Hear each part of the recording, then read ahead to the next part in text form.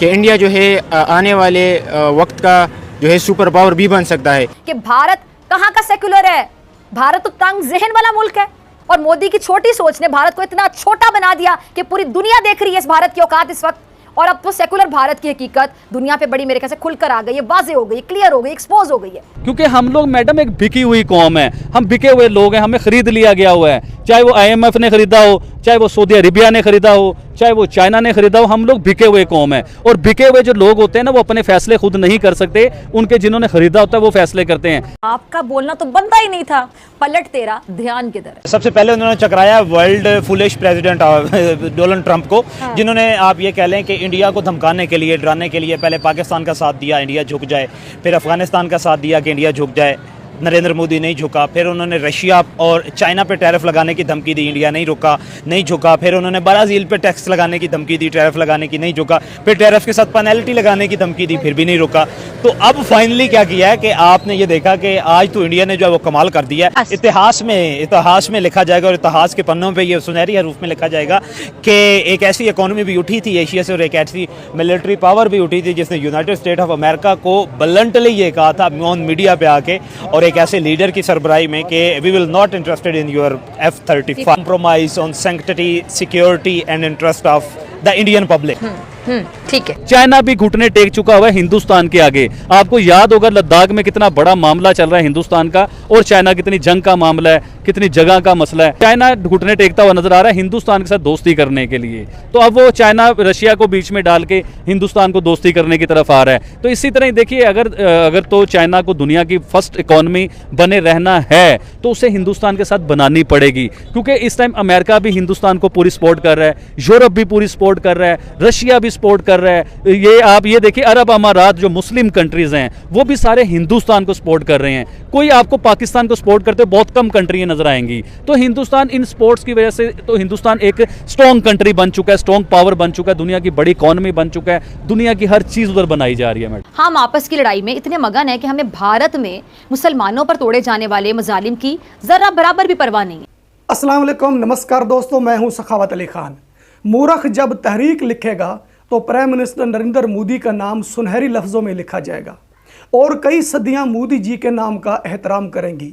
दोस्तों, तहरीक कुछ यूं लिखी जाएगी कि एशिया में एक लीडर था जिसका नाम था नरेंद्र मोदी, अमेरिका के सामने नहीं झुका था।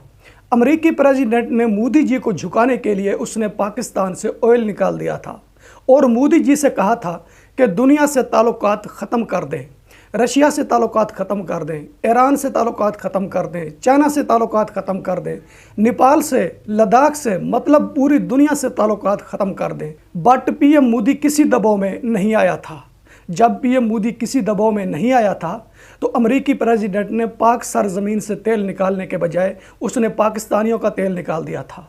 दोस्तों, पाकिस्तानियों ने आज पाकिस्तानी यूट्यूबरों को इंटरव्यू देते हुए ऐसा सच बोला है कि इसकी भी तहरीक लिखी जाएगी। ये सब बताऊंगा आपको, लेकिन उससे पहले कहूंगा कि जब साबिक प्राइम मिनिस्टर इमरान खान की गवर्नमेंट ख़त्म की गई थी तो इल्ज़ाम ये लगाया गया था कि इमरान खान रशिया से तेल लेने गया था। इमरान खान को ऐसे जुर्म की सज़ा मिली है, उनकी गवर्नमेंट ख़त्म की गई है, लेकिन हमने उस बात पर यकीन नहीं किया था दोस्तों, क्योंकि अक्सर पाकिस्तान मीडिया झूठ बोलता है, पाकिस्तान मीडिया पर चुरन ही चलता है।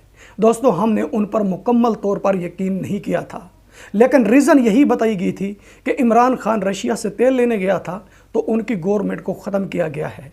दोस्तों, आज हमने अपनी आंखों से देखा है कि अमेरिकी प्रेसिडेंट ने एड़ी चोटी का जोर लगा लिया है, लेकिन प्राइम मिनिस्टर नरेंद्र मोदी को नहीं झुका सका। जब इमरान खान की गवर्नमेंट को ख़त्म किया गया था तो उस वक्त पाकिस्तानी इमरान खान के खिलाफ हो गए थे।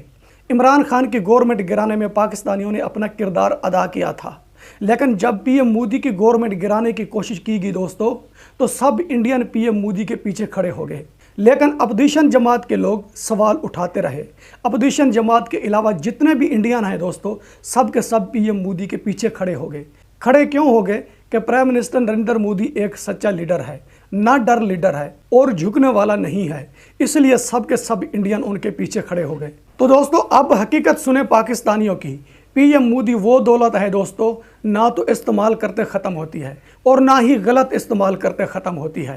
पाकिस्तानी यूट्यूबर जो पहले प्रो इंडियन थे दोस्तों, फिर वो एंटी इंडिया बन गए। पाक मीडिया, पाकिस्तानी यूट्यूबर ने भी एड़ी चोटी का जोर लगा लिया, लेकिन प्राइम मिनिस्टर नरेंद्र मोदी की शान में कमी नहीं ला सके।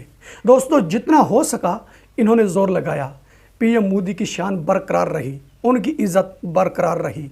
दोस्तों, जब उनकी शान और इज़्ज़त बरकरार रही तो पाकिस्तानी यूट्यूबर धीरे धीरे वापस अपने ट्रैक पर आने लग गए।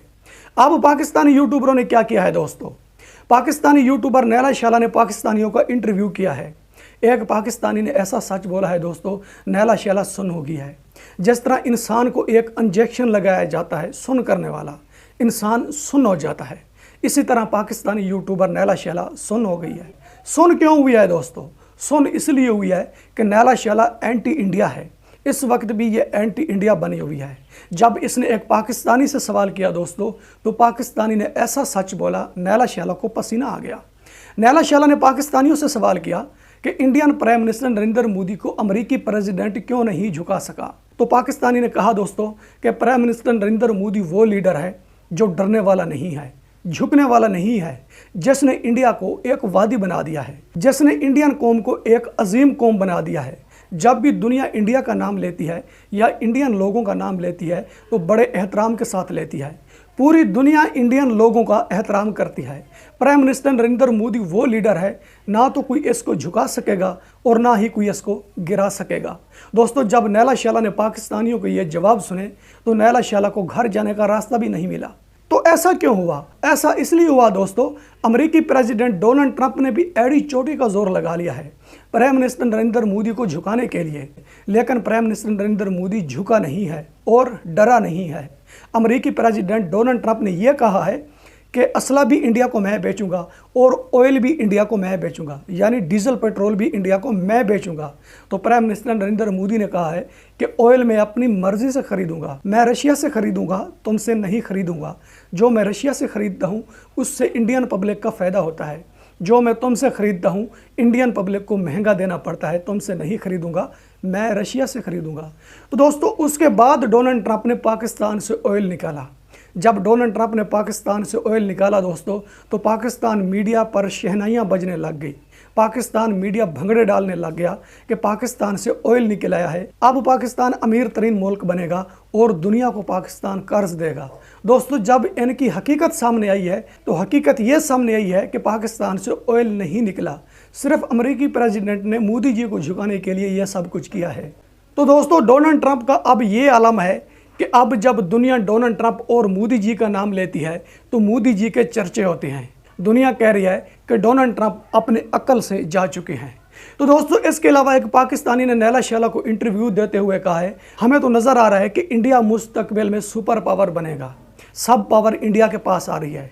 अब इंडिया वो कुछ करने जा रहा है कि जो अमेरिका भी नहीं कर सकता। दोस्तों, पाकिस्तानी एक बार फिर इंडिया की तारीफ करने पर मजबूर हो गए हैं, लेकिन इस बार पाकिस्तानी यूट्यूबर नैला शैला ने उनकी स्पीच को नहीं काटा। उनकी स्पीच को क्यों नहीं काटा?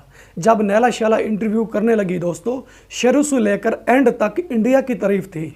अगर ये स्पीच काटती तो इनका पूरा प्रोग्राम जाता।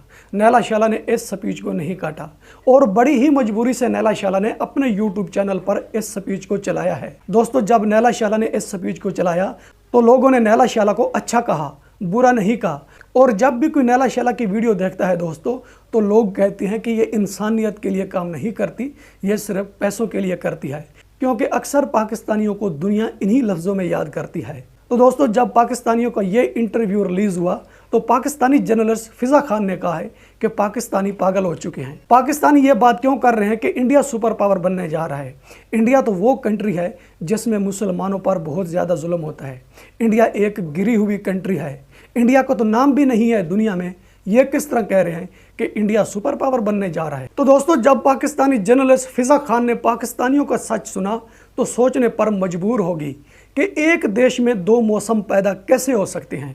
मैं तो पाकिस्तान के मीडिया के ऑफिस में बैठकर मोदी जी को निशाना करती हूँ और पाकिस्तानी पाकिस्तान में खड़े होकर मोदी जी की तारीफ करते हैं, ऐसा क्यों?